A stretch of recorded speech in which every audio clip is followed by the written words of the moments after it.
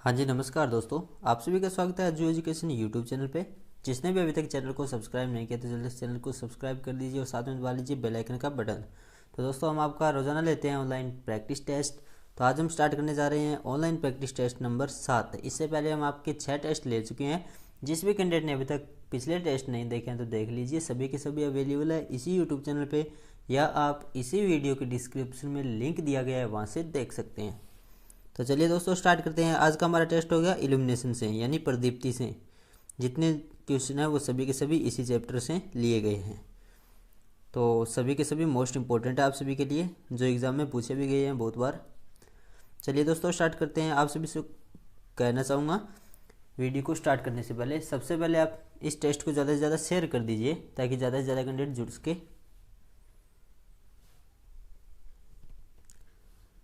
चलिए दोस्तों, स्टार्ट करते हैं। आज का हमारा पहला प्रश्न है, नियॉन साइन ट्यूब के इलेक्ट्रोड बने होते हैं, या नियॉन भी बोल सकते हैं इसको।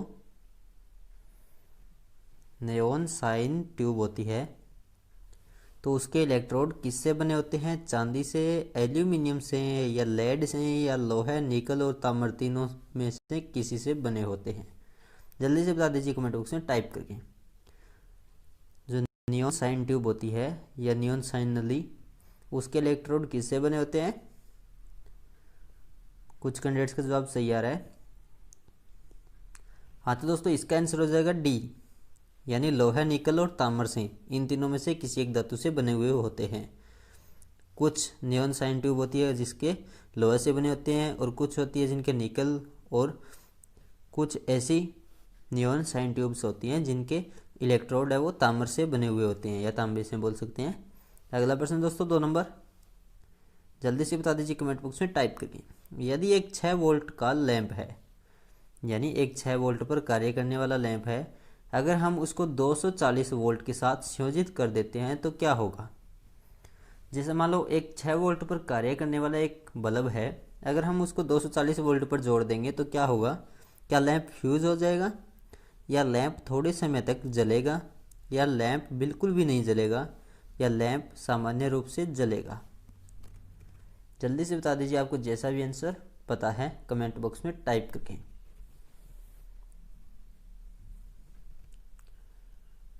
बहुत सारे कैंडिडेट्स का जवाब बिल्कुल सही आ रहा है। हाँ तो दोस्तों, इसका आंसर हो जाएगा ए, यानी लैंप है वो फ्यूज हो जाएगा, जलेगा ही नहीं, क्योंकि इसकी तो कैपेसिटी वो 6 वोल्ट की है, 6 वोल्ट तक सहन कर सकता है। हम इसके ऊपर लोड दे रहे हैं 240 वोल्ट का, यानी सप्लाई 240 वोल्ट लगा रहे हैं, इसका मतलब ये फ्यूज हो जाएगा, ना तो जलेगा। अगला प्रश्न दोस्तों, 3 नंबर। जल्दी से कमेंट बॉक्स में टाइप करके बता दीजिए। 2 फ्लोरोसेंट लैंप का जोड़ा जो समांतर में जुड़े हैं, तो उनको उपयोग करने का क्या लाभ होता है? यानी 2 फ्लोरोसेंट ट्यूब होती है, उनको अगर समांतर में जोड़ा गया है, जोड़े के रूप में दोनों को इकट्ठा जोड़ा गया है, तो उनका क्या लाभ होता है? जल्दी से बता दीजिए, जैसा भी आपको आंसर पता है। क्या परिपथ में शक्ति खर्च है वो शून्य होगा, या परिपथ का जो शक्ति गुणक है वो 0.5 अग्रगामी होगा, या परिपथ में कुल धारा का मान है वो शून्य होगा, या शक्ति गुणक इकाई होगा और लाइट है वो टिमटिमाहिट नहीं करेगी? जैसा भी आपको पता है जल्दी से कमेंट बॉक्स में टाइप करके बता दीजिए। कुछ कैंडिडेट्स का जवाब बिल्कुल सही आ रहा है, कुछ कैंडिडेट्स गलत कर रहे हैं। यानी दोस्तों, जो 2 फ्लोरोसेंट लैंप है या ट्यूब बोल सकते हैं, तो उनको जोड़े के रूप में समांतर में जोड़ा गया है, तो उनका जो उपयोग करने का लाभ है वो होता है, इसका आंसर हो जाएगा डी, यानी शक्ति गुणक इकाई होगा और लाइट है वो टिमटिमाइट नहीं करेगी, ये इसका बेनिफिट होता है। कुछ कैंडिडेट्स ने जवाब बिल्कुल सही दिया है इसका, यानी डी हो जाएगा, ये एग्जाम में पूछा भी गया है। यानी जो पावर फैक्टर है वो इकाई हो जाएगा, और जो लाइट है इनकी टिमटिमाइट नहीं करेगी। अगला प्रश्न है 4 नंबर। जल्दी से कमेंट बॉक्स में टाइप करके बता दीजिए। एक फ्लोरोसेंट लैंप जो सही तरीके से स्टार्ट नहीं हो रहा है, इसका स्टार्टर हटाने से लैंप है वो रोशनी देने लग गया है, तो इसमें कौन सा संभावित दोष है? क्या चौक में है, या स्टार्टर में है, या लैंप में है, या लाइन स्विच में है? किसमें प्रॉब्लम है इन चारों में से? जल्दी से बता दीजिए। यानी कौन से में दोष है जिसके कारण यह लाइट नहीं जल रही थी। क्वेश्चन को समझिए, आंसर अपने आप पता चल जाएगा। जल्दी से कमेंट बॉक्स में टाइप करके बता दीजिए। यानी एक फ्लोरोसेंट लैंप है जो सही तरीके से स्टार्ट नहीं हो रहा है और इसका स्टार्टर हटाने के बाद में लैंप है वो रोशनी देने लग गया है। इसका मतलब दोष किस में है? बहुत सारे कैंडिडेट्स का जवाब बिल्कुल सही आ रहा है। हाँ तो दोस्तों इसका आंसर हो जाएगा बी, यानी स्टार्टर को हटाने के बाद में लैंप सही तरीके से जल रहा है। इसका मतलब है स्टार्टर में प्रॉब्लम है। इसका आंसर हो जाएगा बी 4 नंबर का। अगला प्रश्न है 5 नंबर।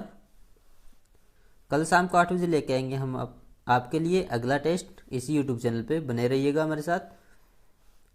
जब एक विसर्जन लैंप की रोशनी में एक घूमती हुई मशीन को देखा गया तो यह एहसास हुआ कि मशीन के घूमने की दिशा है वो विपरीत है या स्थिर है। तो यह प्रभाव क्या कहलाता है? तापीय प्रभाव, फोटो इलेक्ट्रिक प्रभाव या स्ट्रोबोस्कोपिक प्रभाव या चुंबकीय प्रभाव? कौन सा होगा इनमें से आंसर? तो दोस्तों हम कई बार देखते हैं जो ये फिल्में वगैरह होती है इनमें कई गाड़ियाँ चलती है तो उनके टायर है वो उल्टे चलते हुए दिखाई देते हैं हमें कैमरे के कारण। तो ये भी वही प्रभाव होता है। या कई बार हम रोशनी में देखते हैं हमें जो टायर है गाड़ियों के वो उल्टे दिखाई देते हैं। तो उसको कौन सा प्रभाव बोला जाता है? ये वही प्रभाव है। जल्दी से बता दीजिए कमेंट बॉक्स में टाइप करके। यानी जब एक विसर्जन लैंप है उसकी रोशनी में एक घूमती हुई मशीन को देखा गया तो यह एहसास हुआ कि मशीन के घूमने की दिशा है वो विपरीत है। यानी हमें लगा मशीन की जो घूमने की दिशा है वो उल्टी है या स्थिर है। तो यह प्रभाव क्या कहलाता है? कुछ कैंडिडेट्स का जवाब बिल्कुल सही आया है। हाँ तो दोस्तों इसका आंसर होगा सी, स्ट्रोबोस्कोपिक प्रभाव बोला जाता है इसको, जिसकी रोशनी में कोई घूमती हुई वस्तु है वो उल्टी प्रतीत होती है। अगला प्रश्न दोस्तों 6 नंबर। जल्दी से कमेंट बॉक्स में टाइप करके बता दीजिए। जैसा भी आपको पता है घने कोहरे वाले स्थानों पर प्रयोग किए जाते हैं। कौन से लैंप प्रयोग में लिए जाते हैं जहां पर घना कोहरा होता है? पारद वाष्प लैंप या प्रदीप्ति लैंप या सोडियम वाष्प लैंप या उद्दीप्त लैंप? कौन सा होगा इनमें से आंसर? घने कोहरे वाले स्थानों पर कौन से लैंप का प्रयोग किया जाता है? जल्दी से बता दीजिए जैसा भी आपको पता है।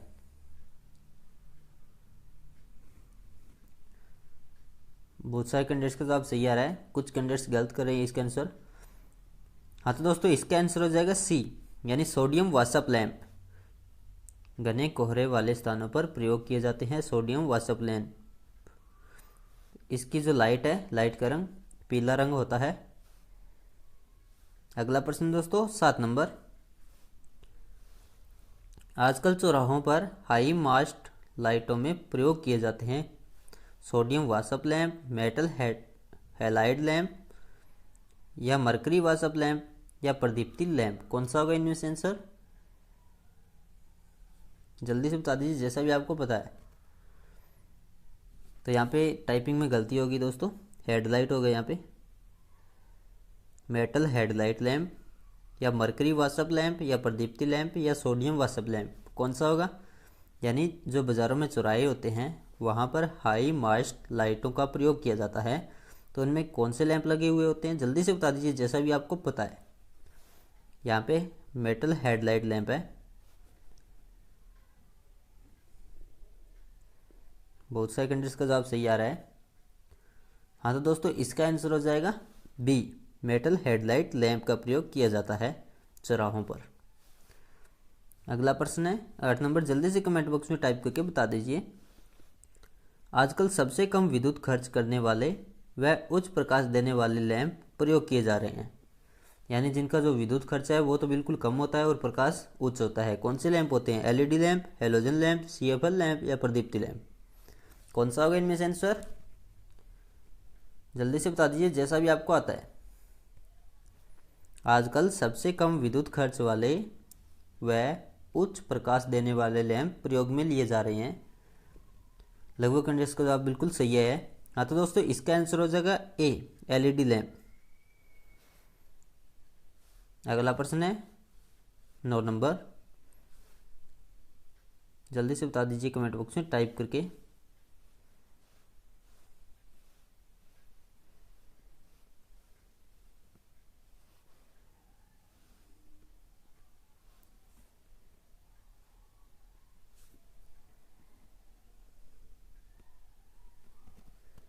धातु तंतु लैंप में प्रयोग होता है नाइक्रोम का तार, ताम्र का तार या कार्बन या टंगस्टन। कौन सा होगा इनमें से आंसर? धातु तंतु लैंप में कौन सा तार प्रयोग में लिया जाता है? नाइक्रोम का तार, ताम्र तार, कार्बन या टंगस्टन यानी फिलामेंट के लिए। जल्दी से बता दीजिए। बहुत सारे कैंडिडेट्स का बिल्कुल सही है। तो दोस्तों इसका आंसर हो जाएगा डी, टंगस्टन का तार काम में लिया जाता है हमेशा तंतु लैंप में। अगला प्रश्न है 10 नंबर। जल्दी से बता दीजिए चालकता क्या होती है? धारा प्रवाह का विरोध या विद्युत दाब का माप या विद्युत धारा को प्रवाहित करने की योग्यता या विद्युत शक्ति। कौन सा होगा इनमें से आंसर? चालकता क्या होती है? धारा प्रवाह का विरोध होती है या विद्युत दाब का माप होती है या विद्युत धारा को प्रवाहित करने की योग्यता या सुगमता बोल सकते हैं या विद्युत शक्ति। कौन सा होगा इनमें से आंसर? जल्दी से बता दीजिए कमेंट बॉक्स में टाइप करके। तो दोस्तों अगर आपको आज का टेस्ट अच्छा लग रहा है प्लीज़ लाइक ज़रूर करने,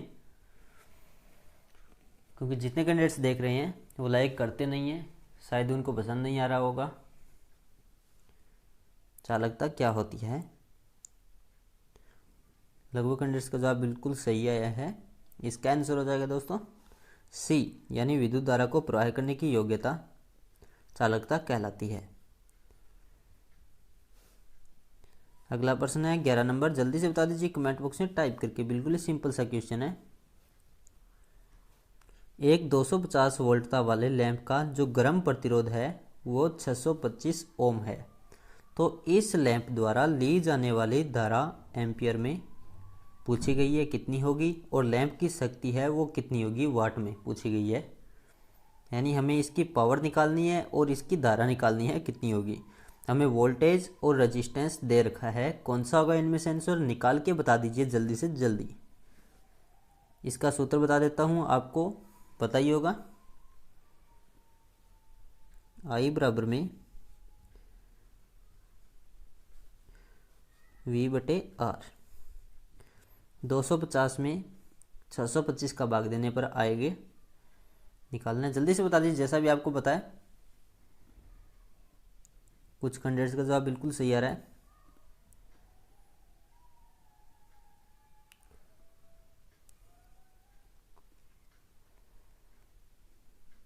चलिए कोई बात नहीं, मैं बता देता हूँ। वोल्टेज दे रखी है 250 और जो रेजिस्टेंस है वो 625 ओम दे रखा है। यानी 250 में 625 का भाग देंगे तो इसका आंसर आ जाएगा 0.4 एम्पियर।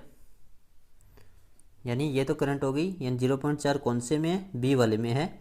इसका मतलब यही हो जाएगा इसका आंसर। और अब हमें पावर निकालनी है, तो पावर का होता है P बराबर में VI। यानी पावर का सूत्र होता है P बराबर में V इंटू आई। वोल्टेज दे रखी है 250, 250 को 0.4 से गुना करेंगे तो इसका आंसर आ जाएगा 100 वाट। यानी 100 वाट आ जाएगा दोस्तों। इसका आंसर हो जाएगा बी। कुछ लगभग कैंडिडेट्स ने जवाब सही दिया है। अगला प्रश्न है 12 नंबर। जल्दी से बता दीजिए कमेंट बॉक्स में टाइप करके। वह तापमान कौन सा है जिस पर किसी टंगस्टन फिलामेंट गैस भरा लैंप कार्य करता है? यानी वह तापमान बताना है आपको जिस पर जो टंगस्टन फिलामेंट वाला गैस भरा हुआ लैंप होता है वो कार्य करता है। जो हम सामान्य घरों में उपयोग में लेते हैं लैंप, वो कितने तापमान पर कार्य करता है आपको बताना है। 1035 degree Celsius, 1200 degree Celsius, 1500 degree Celsius या 2300 डिग्री सेल्सियस। कौन सा होगा इनमें से आंसर? ये कई बार एग्जाम में पूछा गया क्वेश्चन है, मोस्ट इंपॉर्टेंट क्वेश्चन है। यानी टंगस्टन फिलामेंट वाला जो गैस भरा हुआ लैंप होता है उसका कार्यकारी तापमान कितना होता है? कुछ कैंडिडेट्स का जवाब बिल्कुल सही आ रहा है। हाँ तो दोस्तों इसका आंसर हो जाएगा D, 2300 degree Celsius. 2300 degree Celsius होता है। अगला प्रश्न है 13 नंबर, जल्दी से बता दीजिए कमेंट बॉक्स में टाइप करके, प्रदीप्ति की इकाई क्या होती है या इल्यूमिनेशन की इकाई क्या होती है। तो दोस्तों मैं अलग से वीडियो बना के दूंगा आपको कल या परसों तक, जिसके अंदर मैं आपको सभी इकाइयाँ बताऊंगा जो एग्ज़ाम में पूछी जाती है। प्रदीप्ति की इकाई क्या होती है, डेसिबल, हेनरी, कूलाम या लक्स। लक्स है दोस्तों यहाँ पे।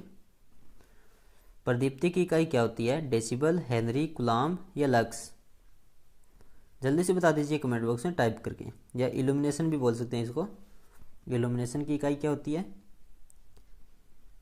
कमेंट करके बता दीजिए। कुछ कैंडिडेट्स का जवाब बिल्कुल सही आ रहा है, कुछ कैंडिडेट्स गलत कर रहे हैं इसका आंसर।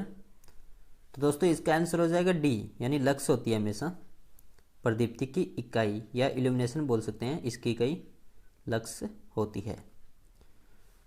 अगला प्रश्न है 14 नंबर, जल्दी से बता दीजिए कमेंट बॉक्स में टाइप करके, सोडियम वेपर लैंप का जीवन काल कितना होता है। यानी सोडियम वेपर लैंप होता है, उसका जीवन काल कितना माना जाता है, 1000 घंटे, 2000 घंटे, 4000 घंटे या 6000 घंटे। कौन सा होगा इनमें से आंसर, जल्दी से बता दीजिए कमेंट बॉक्स में टाइप करके, सोडियम वेपर लैंप का जीवन काल कितना होता है।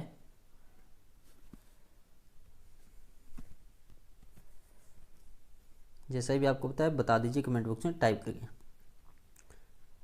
तो बहुत सारे कैंडिडेट्स का जवाब बिल्कुल सही आ रहा है, कुछ कैंडिडेट्स गलत कर रहे हैं इसका आंसर। हाँ तो दोस्तों इसका आंसर हो जाएगा डी, यानी 6000 घंटे होता है हमेशा सोडियम वेपर लैंप का जीवन काल। अगला प्रश्न दोस्तों 15 नंबर, आज का लास्ट एंड फाइनल क्वेश्चन। जल्दी से बता दीजिए कमेंट बॉक्स में टाइप करके, सोडियम लैंप द्वारा दिया गया प्रकाश का रंग कैसा होता है। यानी ये जो सोडियम लैंप होता है, सोडियम वेपर लैंप, इसके द्वारा जो प्रकाश उत्पन्न होता है उसका रंग कैसा होता है, पीला या हरा या सफ़ेद, पीला या नीला श्वेत। कौन सा होगा इनमें से आंसर, जल्दी से बता दीजिए जैसा भी आपको पता है। सोडियम लैंप द्वारा दिया गया प्रकाश का रंग कैसा होता है। बहुत सेकंड इसका जवाब सही आ रहा है। हाँ तो दोस्तों इसका आंसर हो जाएगा ए, पीला या हरा। यानी सोडियम वेपर लैंप होता है, उसके द्वारा जो उत्पन्न प्रकाश का रंग होता है वो पीला या हरा होता है। तो दोस्तों अगर आज का टेस्ट आपको अच्छा लगा तो प्लीज़ कमेंट बॉक्स में टाइप करके ज़रूर बताएं कैसा लगा आपको टेस्ट, कितने % अच्छा लगा, और साथ में इस टेस्ट को लाइक ज़रूर करें और अपने अपने व्हाट्सएप ग्रुपों में इसे शेयर ज़रूर करना, क्योंकि कल शाम को 8 बजे हम आपके लिए लेकर आएंगे अगला टेस्ट इसी यूट्यूब चैनल अजू एजुकेशन पे। धन्यवाद दोस्तों, आप सभी का दिन शुभ रहे, आपका भरोसा हमारा साथ। जय हिंद, वंदे मातरम।